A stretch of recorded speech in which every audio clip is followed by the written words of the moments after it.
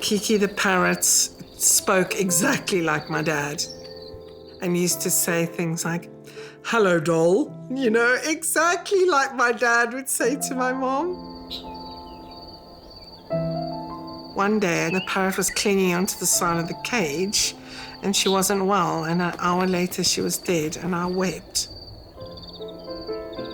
I wept so much because it's like as everything of my parents, one by one, a piece of them goes. But I had this realization that you have to start building your own legacy, moving forward and making your own memories, because you can't cling on to the things of the past.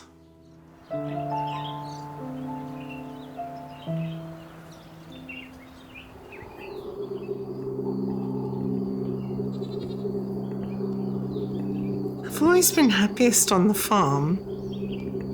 I always feel so at peace.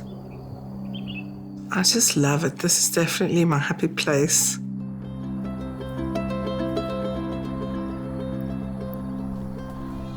Life on the farm was so special because it's so simple. You get to see where things come from. You know that the milk you drink comes from the cow. You get to see how water makes things grow. Things that other people don't see and that they don't understand and know. It's such a privilege to grow up like that.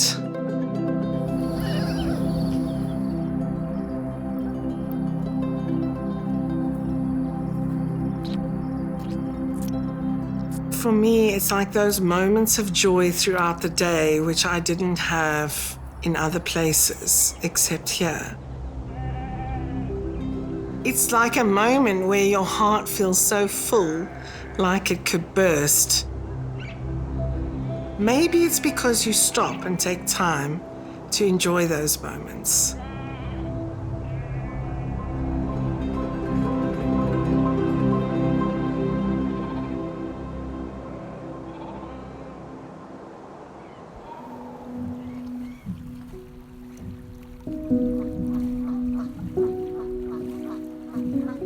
When Mom and Dad gave me the farm, it was the most incredible gift. I just kept walking around here saying, thank you. This is what I've always longed for and hoped for. And for me to be able to give my children the same experiences I had growing up, my goodness, what a privilege and honor and blessing. So, things turned out completely different to what I thought, but not what I hoped. So, I'm very grateful that I can be here.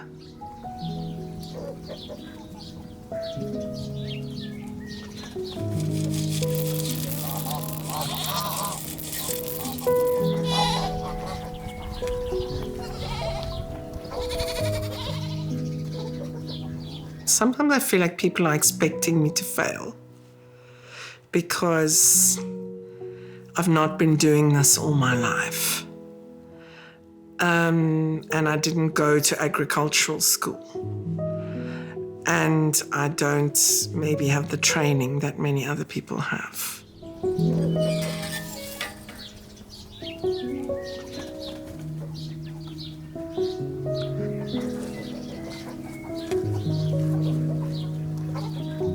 Sometimes I regret not paying more attention to my dad as a child, to farming, because now I'm in this situation where I have to make all these farming decisions and I don't know the answer to all of them. But actually, it's better when you don't know everything because then you're open to learning. I just remember thinking, don't be afraid to make mistakes, because that's how you learn. Everything's not going to work perfectly from the beginning. There are going to be mistakes made, But you have to accept that and then learn from them and do better next time. And nobody knows everything from the beginning.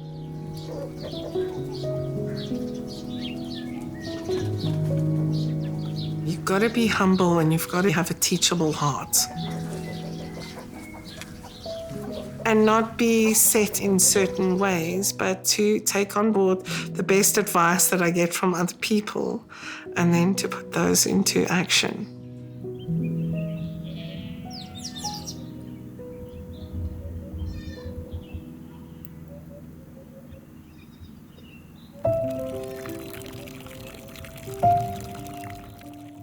Yeah, I've had bad days, definitely. Teenage years after I lost my sister, that was really tough. I used it as an excuse to be a horrible person. And I often tell my children, you can make a decision in life. Either you can blame your circumstances for your behavior, or you can make a decision that you're going to take responsibility for your own actions and you're going to make the best out of life and be the best person that you can be.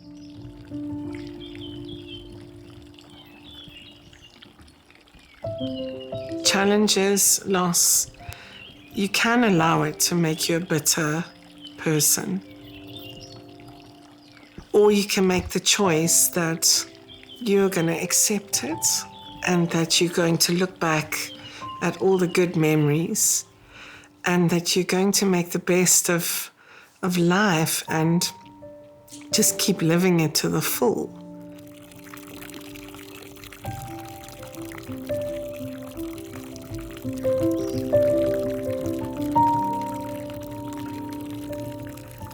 When my mom and dad died a few years ago, I said to my friend, I will not let this define me. I will not let it break me down. No, there's so much hope in the world. There's so much love. There's so much joy to be had.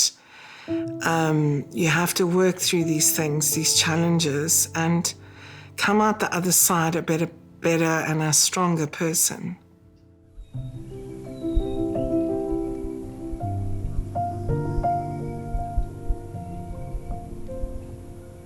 My parents went for a drive on the farm one day, and we've got a railway line going through the farm, and they thought they could cross the railway line, but the bakkie was faulty and it stalled on the line, and they were both killed as they were hit by a train.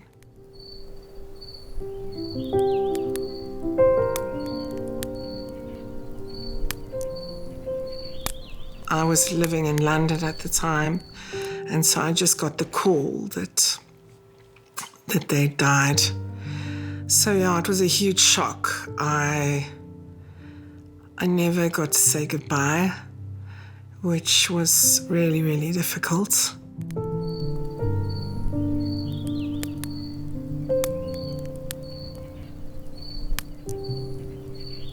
It was almost unreal for a long period of time. I didn't believe it had actually happened.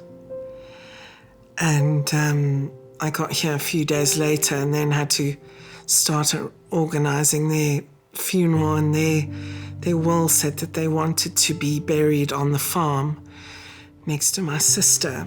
And we have a little family graveyard on the farm. And so obviously I wanted to honor that. And the worst for me was when you have to go and pick out coffins for your parents. So that was, that was the lowest point, to pick a box for them to be put in the ground.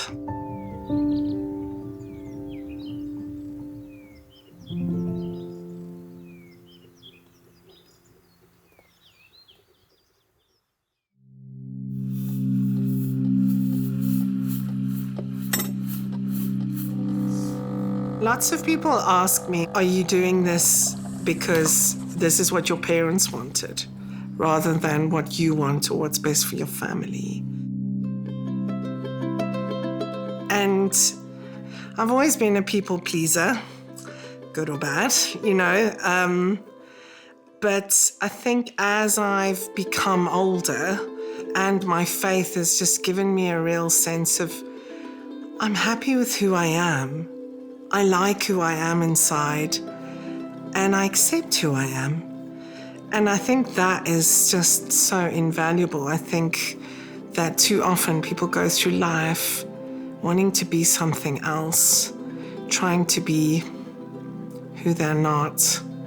And I think being happy or shining is when you accept who you are and who you're made to be, and you live in that.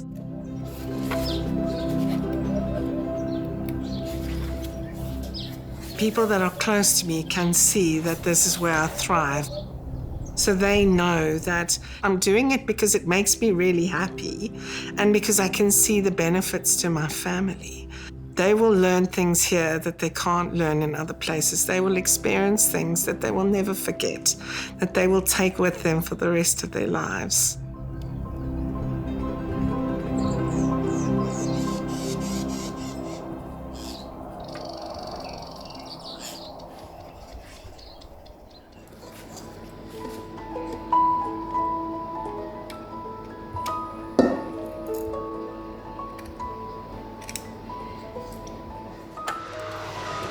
My family are finally coming to join me at the end of this month. It's been a long way to be together again.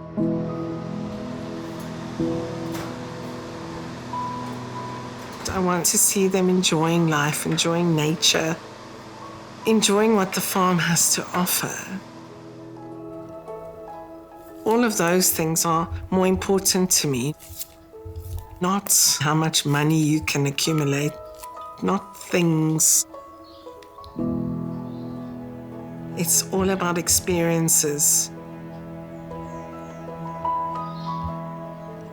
I'm so grateful now when I think back, because some people don't get to have the kind of relationship with their parents that I had. We went on so many wonderful holidays together, made amazing memories, and I can look back on those and I'm so very thankful for all those times that we had and for everything that they've given me.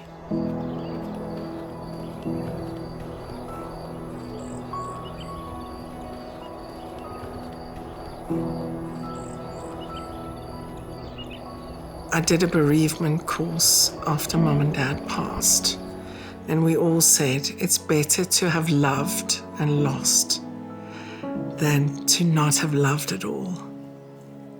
And I would definitely go through all of that again. My mom even used to say when she lost her 6-year-old daughter, and I can't even fathom losing a child. I cannot. But she even said she would rather have given birth to that child and had 6 years with her and lost her than not have had her at all. And that is human nature. That is us. Like, if you don't love, you don't have anything. No, embrace life, love people, love to the max. And at some point in your life, you will have loss. But it's better to have loved and lost.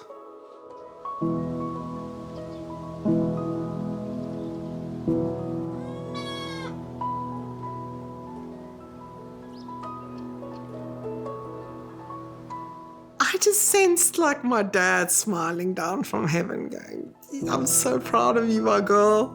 You are just rocking it, And just Mom, I can't wait to the end of this month because I know that she's gonna be smiling down and be thinking, my grandchildren that I love so much are getting to experience this amazing life and this amazing place.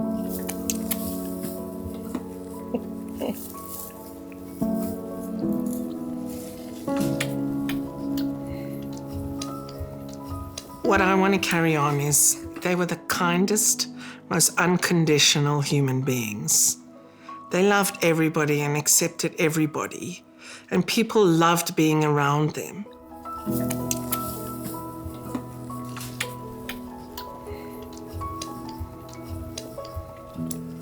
If you have love, then you're kind, then you're patient, then you're forgiving. It's all about love, like the love you have for others. The greatest of all these things is love.